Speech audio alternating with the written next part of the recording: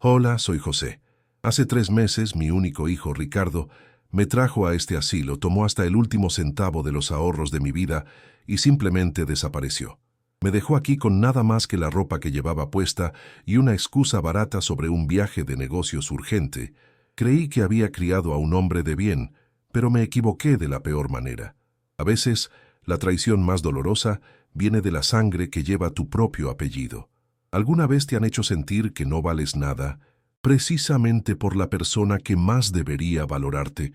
Antes de contarte el momento exacto en que descubrí la fría verdad detrás de su plan, el instante en que me di cuenta de que no era solo un abandono, sino un robo calculado.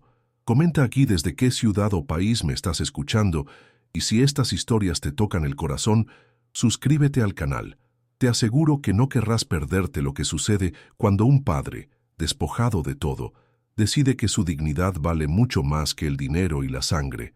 Sí que lo traicionaron. Todo comenzó con una conversación que ahora me parece una obra de teatro muy bien ensayada. Ricardo y su esposa, Sonia, vinieron a mi casa un domingo. Hablaron de una oportunidad de negocio infalible, una inversión que supuestamente aseguraría mi vejez y el futuro de mis nietos.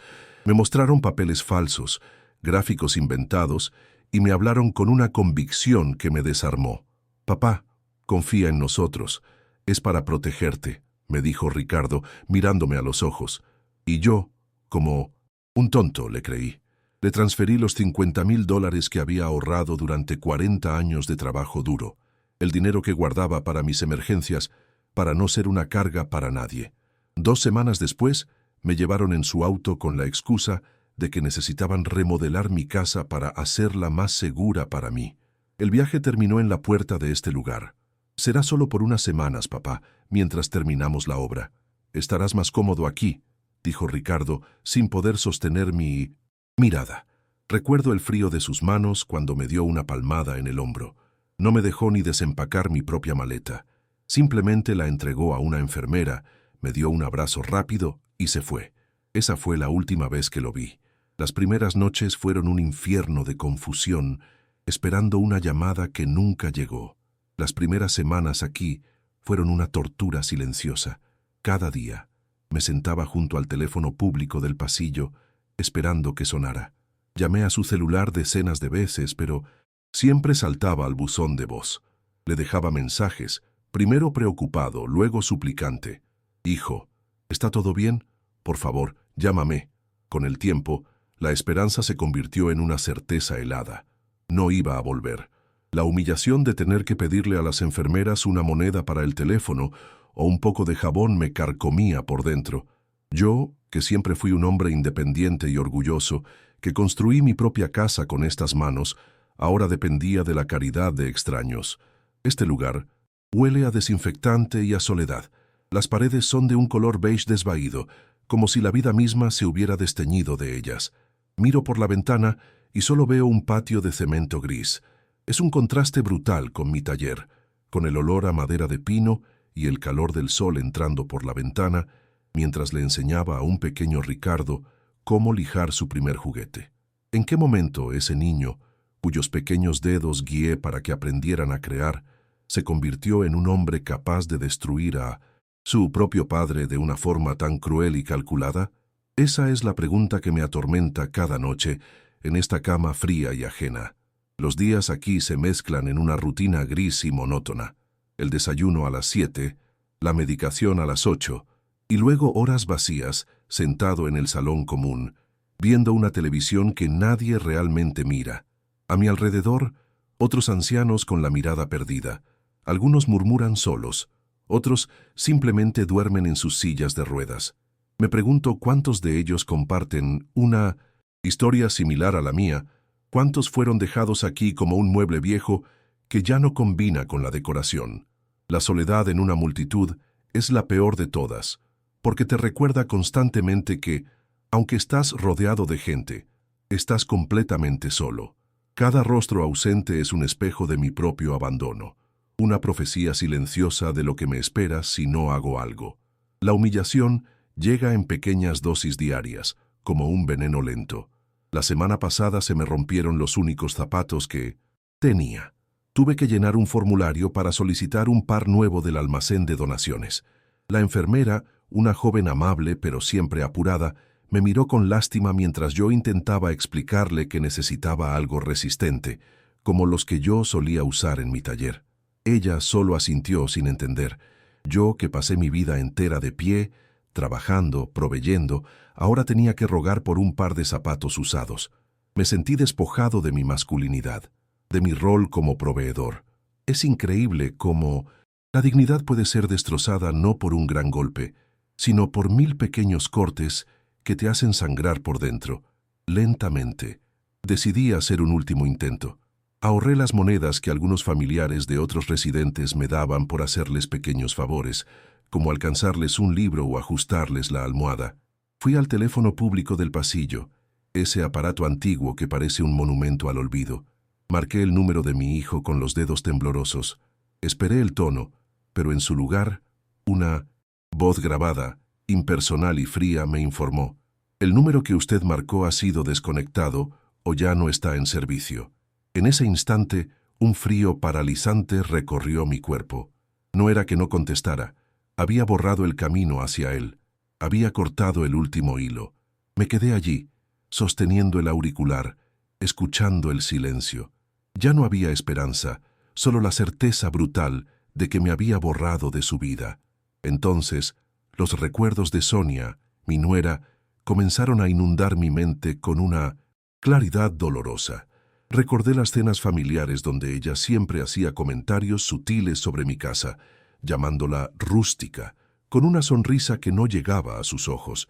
Recordé cómo me convenció de que abriera una cuenta bancaria conjunta con Ricardo para facilitar las cosas. «Así podemos ayudarte con los pagos si algo te pasa, suegro», dijo con una dulzura fingida. Viendo hacia atrás, cada gesto, cada palabra, era una pieza de un rompecabezas que ahora formaba una imagen monstruosa. Ella no solo fue cómplice, fue la arquitecta del plan. Ricardo era solo la herramienta débil y codiciosa que ella usó para ejecutarlo. Él era mi sangre, pero ella fue el veneno. El pensamiento del dinero me quema por dentro, no por el valor material, sino por lo que representaba. Cada dólar de esos 50,000 tenía una historia. Eran horas de sudor en el taller, fines de semana sin descanso, proyectos que rechacé para pasar tiempo con mi familia. Era el dinero para arreglar el techo de la casa que construí, el dinero para no ser una carga, el dinero para dejarle algo a mis nietos. Ahora me los imagino gastándolo en cenas caras, en ropa de marca, en un auto nuevo. Me imagino a Sonia presumiendo de un viaje que pagaron con la venta de mi vida entera. No solo me robaron mi futuro, pisotearon mi pasado, convirtiendo cada sacrificio que hice en el combustible para sus caprichos egoístas. La peor parte fue descubrir la red de mentiras que tejieron a mi alrededor. Un día, intenté explicarle mi situación a una de las cuidadoras más jóvenes. Le conté sobre mi casa, mis ahorros, la traición de mi hijo. Ella me escuchó con paciencia, me puso una mano en el hombro y dijo: «Tranquilo, don José. A veces la mente nos juega trucos con la edad. Su hijo nos explicó que usted a veces se confunde un poco». Sentí como si me hubieran abofeteado. No solo me habían encarcelado aquí, sino que habían envenenado el pozo, asegurándose de que nadie creyera mi verdad. Me habían etiquetado como un viejo senil para invalidar mi voz. Estaba atrapado, silenciado, y mi propia lucidez se había convertido en la prueba de mi supuesta locura. Esa noche no dormí. Me senté junto a la ventana, mirando la oscuridad del patio de cemento. Pero por primera vez en meses no sentí autocompasión. Las lágrimas se habían secado y en su lugar crecía algo más duro, más frío, una calma gélida. La imagen de mi hijo ya no me producía dolor, sino una especie de claridad distante. Ya no era el niño al que le enseñé a usar un martillo. Era un extraño, un ladrón que llevaba mi apellido. Entendí que lamentarme no cambiaría nada. La batalla no había terminado. Me habían quitado mi dinero, mi casa y mi reputación, pero había algo que no podían tocar: mi voluntad. Y en el silencio de esa habitación de asilo, juré que encontraría la manera de recuperarla. Mi nueva rutina se basaba en la observación. Aprendí a leer las expresiones de las enfermeras, a diferenciar la lástima genuina del fastidio profesional. Un día, una de ellas, una mujer mayor llamada Elena, se me acercó con un sobre en la mano. «Don José, esto llegó para usted. Parece oficial». Era un sobre grueso, con el membrete de un bufete de abogados del centro. Mis manos temblaron un poco al tomarlo. Hacía meses que no recibía nada que no fuera una factura médica genérica del asilo. El corazón me dio un vuelco, una mezcla de miedo y una curiosidad que no sentía desde hacía mucho tiempo. ¿Quién podría estar buscándome? Con cuidado, rompí el sello y saqué una carta escrita en un lenguaje legal que apenas entendía, pero dos palabras resaltaron como brasas en la ceniza: propiedad y oferta de compra. De repente, un recuerdo enterrado bajo décadas de polvo emergió en mi mente.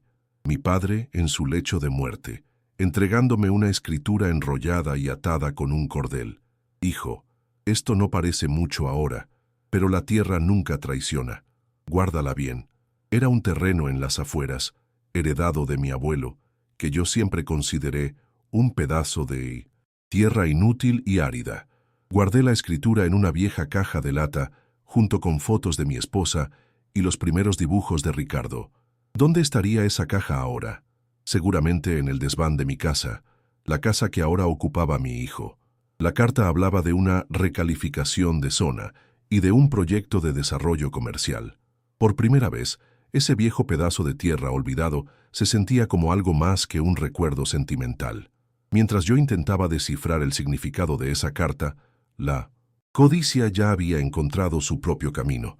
Unos días después, Sonia leía el periódico local en su cocina. Un artículo en la sección de negocios anunciaba con bombos y platillos la construcción de un nuevo centro comercial, el más grande de la región. El artículo detallaba la zona exacta que sería expropiada o comprada, y un mapa mostraba claramente el área que incluía el terreno de mi padre. El corazón de Sonia se detuvo. Recordó las veces que se había burlado de mí por guardar papeles viejos. En un instante, el padre, abandonado y senil, se convirtió en un billete de lotería ganador. Su llamada a Ricardo no fue una sugerencia, fue una orden. «Tenemos que ir a ver a tu padre, ahora mismo, y tenemos que encontrar esa escritura». La puerta del salón común se abrió y entraron ellos. Parecían salidos de una revista. Ricardo con un traje que nunca le había visto, y Sonia con un vestido floreado y una sonrisa que no le llegaba a los ojos. Traían una canasta de mimbre llena de frutas, queso y el pan dulce que tanto me gustaba. Se arrodillaron a mi lado, sus voces llenas de una emoción falsa que me revolvió el estómago. «Papá, perdónanos. Hemos estado tan abrumados con el trabajo, pero ni un solo día hemos dejado de pensar en ti», dijo Ricardo tomando mi mano.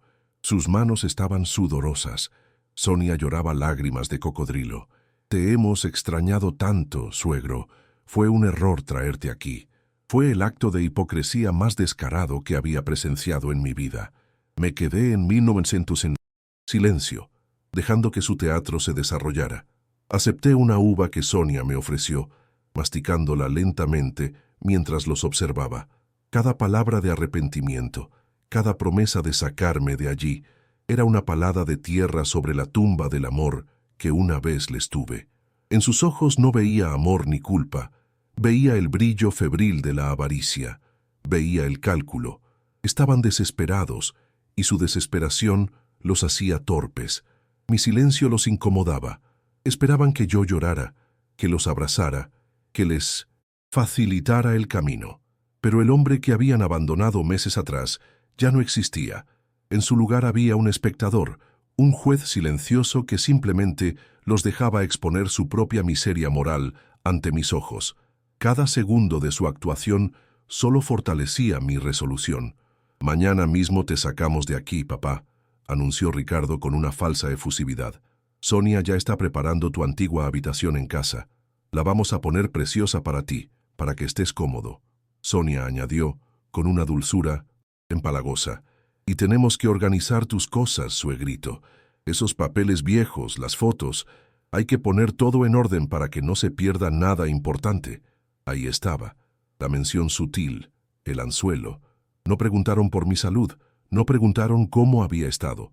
Fueron directamente al grano, disfrazándolo de preocupación. Asentí lentamente, con una expresión neutra. Claro, hijo, lo que ustedes digan. Dejé que creyeran que su plan estaba funcionando, que el viejo tonto había vuelto a caer en la trampa. La tensión en la habitación era palpable. Era el silencio de un depredador que finge dormir. El momento que rompió la farsa fue pequeño, casi insignificante. Sonia tomó una servilleta de la canasta y con un gesto condescendiente intentó limpiarme una miga de la comisura de mis labios. «Ay, suegrito, déjame que te ayude, que te has manchado», dijo, tratándome como a un niño incapaz. En ese instante, levanté la vista y la miré directamente a los ojos. No había ira en mi mirada, ni tristeza, solo una claridad fría, cortante, lúcida. Una mirada que le decía sin palabras: «Sé exactamente por qué estás aquí». Ella se congeló, su mano a medio camino de mi rostro. La sonrisa se desvaneció de sus labios y vi por primera vez un destello de miedo en sus ojos. Se dio cuenta de que el hombre sentado frente a ella no era la víctima que esperaban encontrar. El juego había cambiado. Retiré mi mano lentamente y la dejé descansar sobre mi regazo, un gesto deliberado de control. La sonrisa de Sonia se había congelado, convertida en una máscara de plástico. Ricardo, notando el cambio abrupto en la atmósfera, se apresuró a llenar el silencio con su falsa jovialidad. «Bueno, papá, te dejamos descansar. Mañana a primera hora venimos por ti. Volverás a casa». Se levantaron con prisa, casi tropezando con la canasta de frutas, que ahora parecía un objeto ridículo y fuera de lugar. No me dieron un abrazo de despedida. Simplemente se fueron, dejándome en un silencio que zumbaba con la tensión de lo no dicho. Me quedé allí, mirando la puerta cerrada, y por primera vez en meses, una sonrisa, una verdadera y amarga sonrisa, se dibujó en mis labios. El juego había comenzado, y ellos ni siquiera conocían las reglas. Esa noche, mientras el resto del asilo dormía, mi mente trabajaba a toda velocidad. Sabía que su objetivo era la escritura de la tierra de mi padre. Sabía que la buscarían en mi casa, en esa vieja caja de hojalata donde guardaba mis tesoros más preciados. Una foto de mi difunta esposa, los primeros zapatos de Ricardo y la escritura enrollada. Me habían subestimado, me habían dado por vencido, y esa era mi mayor ventaja. Ya no era el padre desconsolado que habían abandonado, era un estratega. Necesitaba un aliado, alguien que viera más allá del anciano tembloroso y escuchara la verdad en mi voz. Mi plan era simple en su concepción, pero necesitaba ayuda para ejecutarlo. La imagen de Elena, la enfermera de ojos amables y manos firmes, vino a mi mente. Ella sería mi primer movimiento en este tablero de ajedrez. A la mañana siguiente busqué a Elena. La encontré en el pasillo organizando las medicinas del día.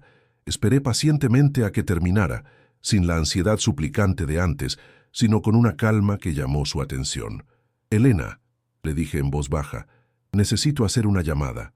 Es importante y privado». Le mostré la carta del bufete de abogados que había guardado bajo mi colchón.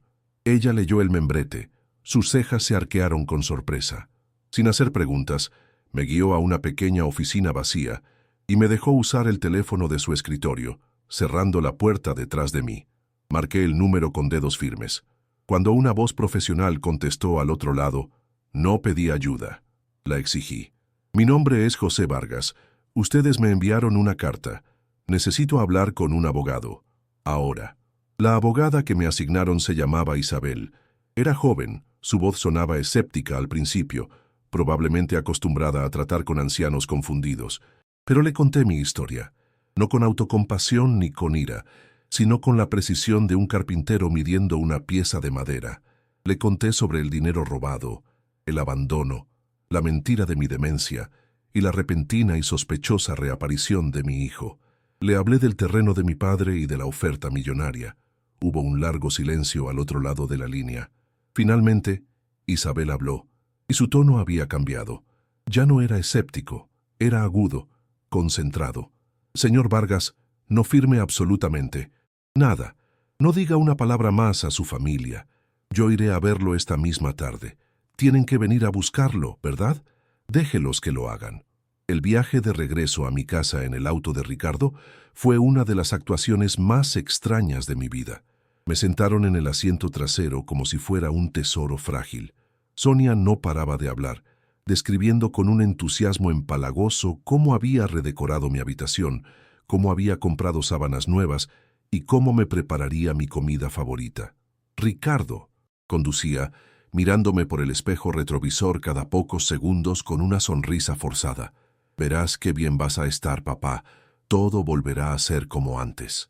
Asentí y miré por la ventana, fingiendo una fragilidad que no sentía. Por dentro, repasaba cada palabra que Isabel me había dicho, cada paso del plan. Ellos creían que me llevaban a su trampa, sin saber que en realidad me estaban llevando directamente al escenario de mi victoria. Entrar a mi casa fue como recibir un golpe en el estómago.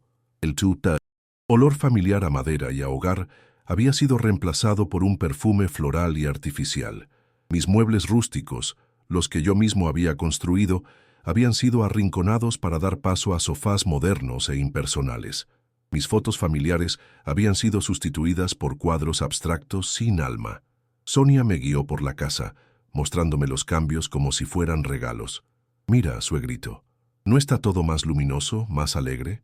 Yo solo asentía. Mi taller, mi santuario, había sido convertido en un depósito para sus cajas y trastos viejos.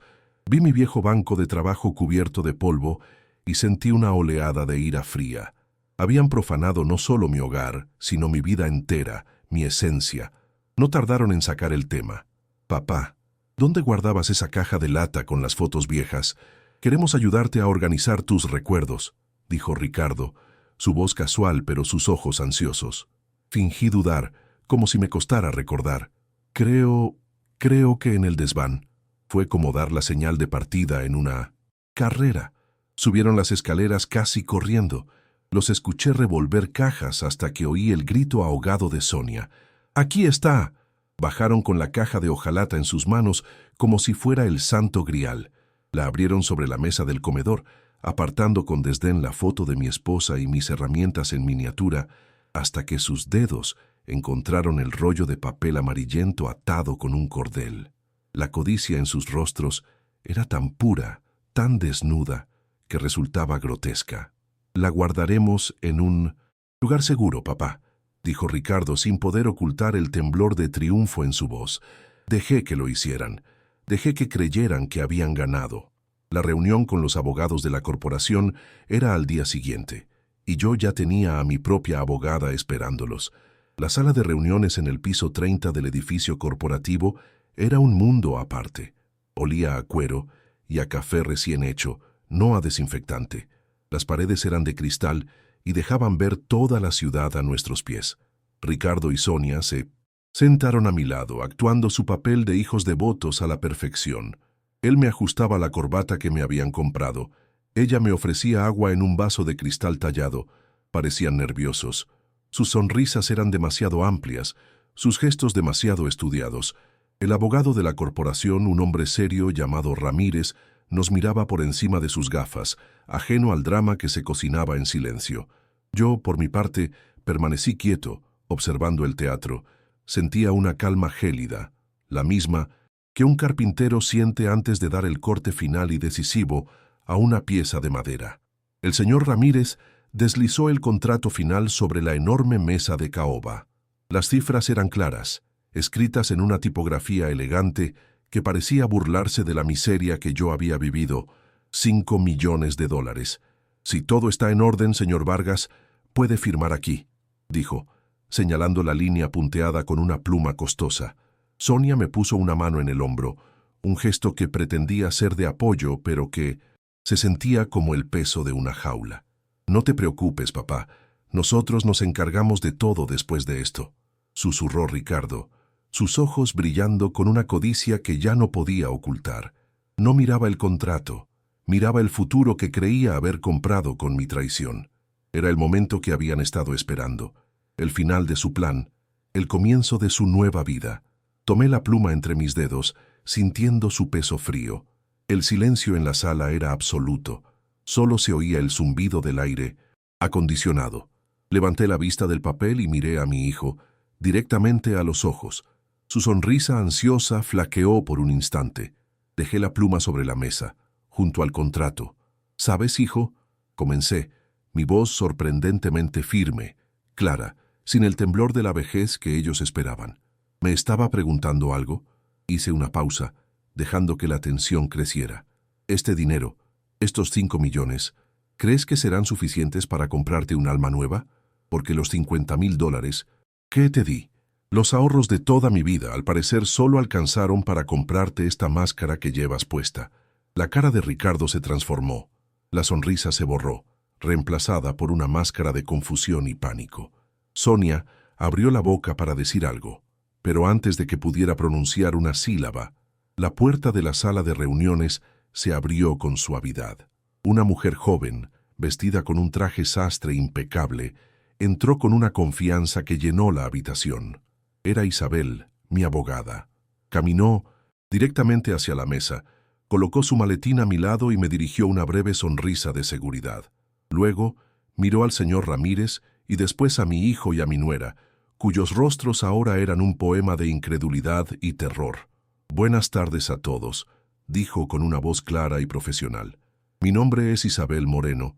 Soy la representante legal del señor José Vargas». El shock de Ricardo y Sonia fue tan profundo que pareció absorber todo el aire de la habitación. Se miraban el uno al otro, luego a mí, luego a Isabel, como si estuvieran atrapados en una pesadilla de la que no podían despertar. Isabel, sin inmutarse, continuó. Se dirigió al señor Ramírez. «Mi cliente está listo para proceder con la venta del terreno. Sin embargo, hemos introducido una cláusula final en el acuerdo». Sacó un documento de su maletín y se lo entregó al abogado. «El monto total de la venta, los $5 millones, no se depositará en ninguna cuenta personal del señor Vargas. En su lugar, será transferido íntegramente a una nueva entidad que mi cliente ha establecido». Vi el color desaparecer del rostro de Sonia. Su mano, que todavía estaba en mi hombro, se sentía ahora como una garra helada. Fue entonces cuando hablé de nuevo, saboreando cada palabra. «Esa entidad», dije mirando a mi hijo, cuyo rostro se había descompuesto en una mueca de horror, «es una fundación benéfica. Se llamará Fundación Legado Vargas, en honor a mis padres, tu abuelo y tu abuela. Ellos me enseñaron que la única riqueza que nadie te puede robar es la dignidad». La máscara de Sonia finalmente se hizo añicos. Se puso de pie de un salto, su rostro contorsionado por la furia. «Está loco. Es un viejo senil», gritó, señalándome con un dedo tembloroso. «Isabel, dígales que no sabe lo que hace. Nosotros somos su familia». Ricardo, recuperándose del shock, se unió a ella. «No puedes hacernos esto, papá, después de todo lo que hemos hecho por ti. Eres un malagradecido». Su histeria llenó la oficina, sus gritos de codicia y frustración rebotando en los cristales que mostraban una ciudad indiferente. No les respondí, simplemente los observé, viéndolos despojarse de la última capa de su disfraz, revelando la fealdad que llevaban dentro. Isabel, con una calma imperturbable, se dirigió al señor Ramírez.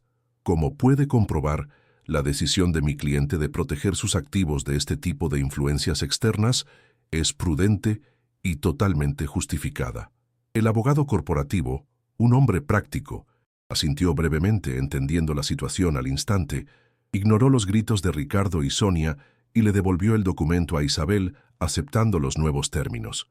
Mi hijo y su esposa se quedaron allí, en medio de esa lujosa oficina, expuestos, humillados y, por primera vez, completamente impotentes. Habían perdido, no solo el dinero, sino la última pizca de respeto que yo podría haberles guardado. Los sacaron de la oficina casi a rastras. Los gritos de Sonia se convirtieron en sollozos, histéricos, mientras que Ricardo, pálido como un fantasma, simplemente se dejó llevar por el guardia de seguridad, sin mirarme una sola vez. Cuando la puerta se cerró, un silencio profundo y pesado llenó la sala. El señor Ramírez, el abogado de la corporación, simplemente ajustó sus gafas y me pasó el contrato modificado. Isabel puso su mano sobre la mía, un gesto de apoyo silencioso y firme. Firmé con un pulso que ya no temblaba. No sentí euforia ni venganza, Sentí una extraña y profunda calma, como la que se siente después de una tormenta devastadora, cuando te das cuenta de que, aunque lo has perdido todo, sigues de pie y el aire, por fin, está limpio. La batalla había terminado y yo había ganado lo único que importaba, a mí mismo. Nunca volví a mi antigua casa. Isabel se encargó de todo. Vendió la propiedad y los muebles modernos que Sonia había comprado con mi dinero, transfiriendo cada centavo a la cuenta de la fundación. Con una parte de los fondos, me mudé. No a un asilo, sino a una comunidad de vida asistida. Un lugar con jardines, talleres y gente que conversaba en los pasillos. La primera noche en mi nuevo apartamento, con mis propias cosas, las pocas que pude rescatar, me senté en un sillón cómodo y miré por la ventana un cielo estrellado, no un patio de cemento. No me sentía solo.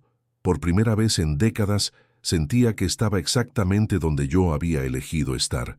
No era el final de mi vida, sino el comienzo de un epílogo que yo mismo escribiría con mi propia letra y mis propias reglas.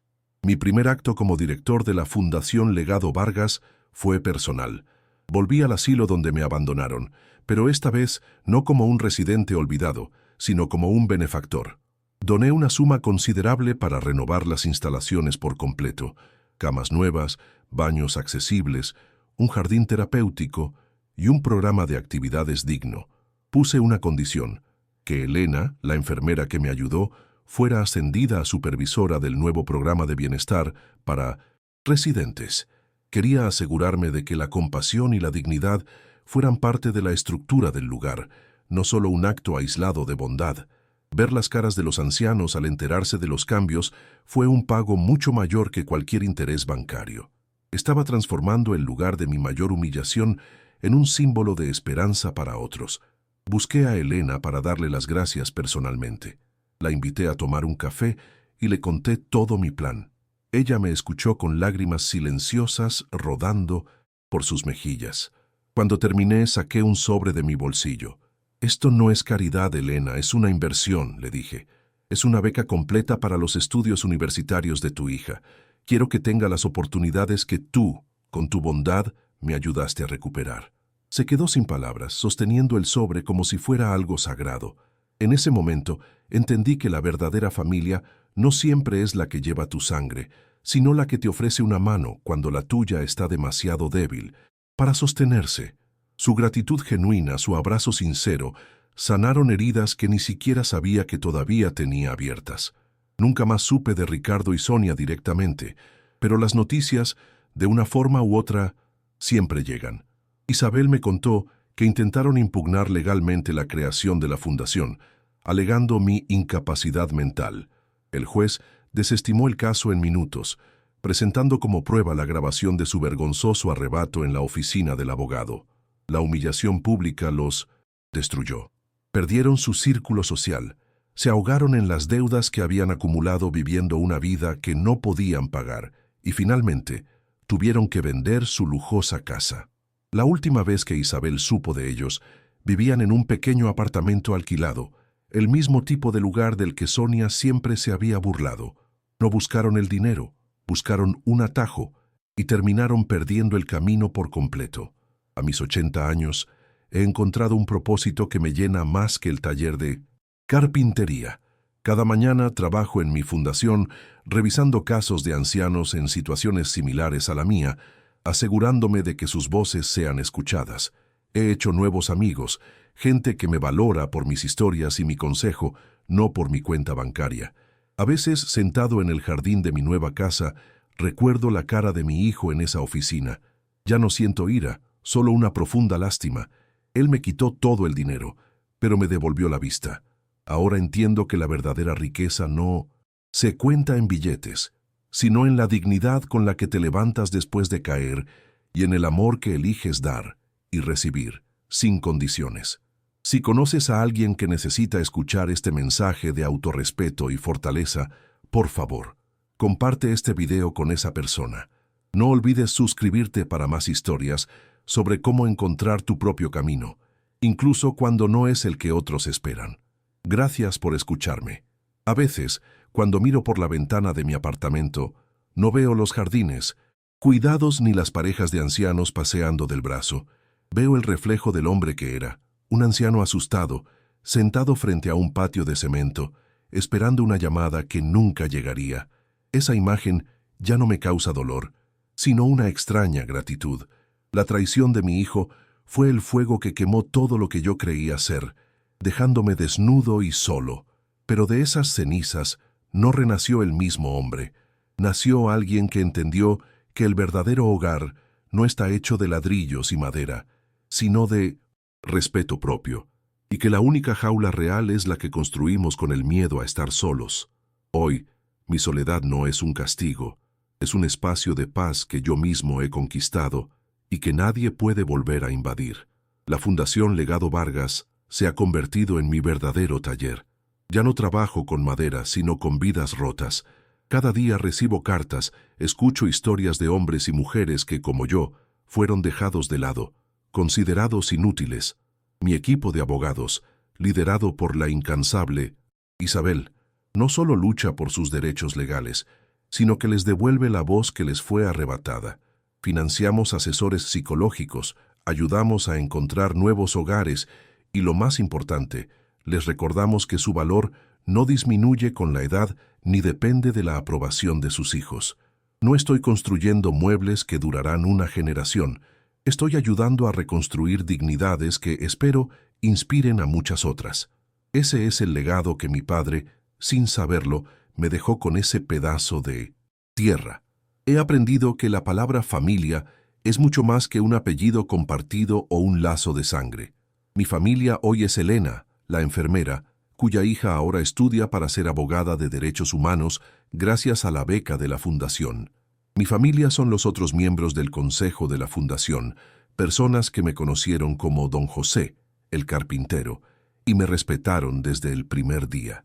Y en cierto modo, mi familia son todas las personas a las que ayudamos, con quienes comparto una cicatriz invisible pero profunda.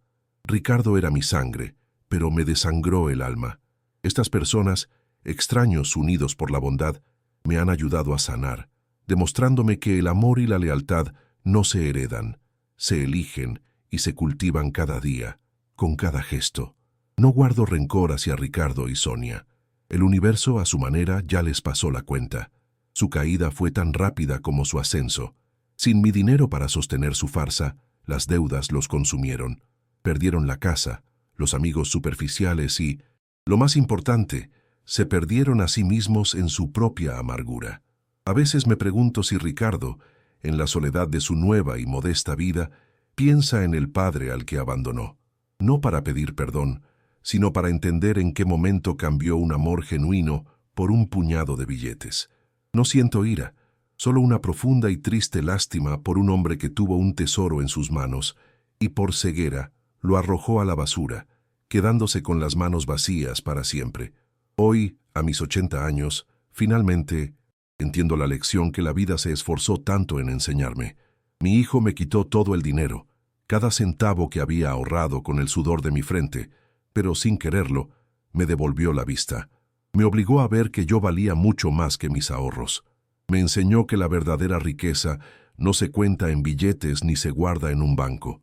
Se mide en la dignidad con la que te levantas después de haber sido derribado, en la paz que sientes contigo mismo cuando te miras al espejo y en el amor incondicional que eliges dar, no porque te sobre, sino porque entiendes que es lo único que realmente importa y que nadie te puede robar. Si esta historia ha resonado en tu corazón, o si conoces a alguien que necesita recordar su propio valor frente a la adversidad, te pido que compartas este video. A veces una historia puede ser el abrazo que alguien necesita para no rendirse.